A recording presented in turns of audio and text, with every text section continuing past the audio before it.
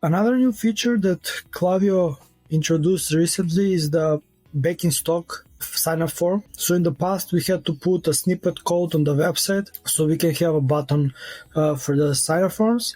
Now this change, it is set up as a sign-up form, and it will show up as a sign-up form on the website. And also a new feature of it is it can collect SMS, which previously backing stock was not able to collect SMS, only email. Now this form can collect both SMS and email. Of course, if you want to collect SMS, the SMS needs to be made available in your Klaviyo account first. So you need to turn on SMS and pay for it. Also, this is only available for Shopify, eCommerce, PrestaShop, and Magento 2. You go to the account in sign-up forms, create a form, create blank form. Let's just name this random test. And here you have the option pop-up, full page, flyout, embed, banner, and you have the backing stock pop-up only. So notify visitors when an item is back in stock via email or SMS.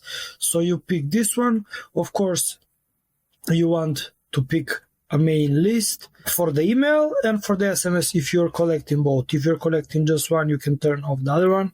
But let's say we want to collect both.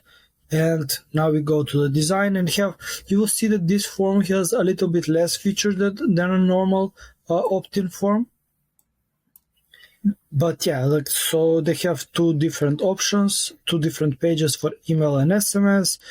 For targeting and behavior, we have an option to show to specific products.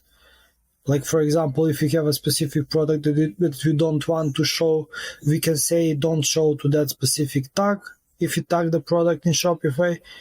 But yeah, basically, this will display every time a product is out of stock or not. And then the styling is as usual. We can make it as it is.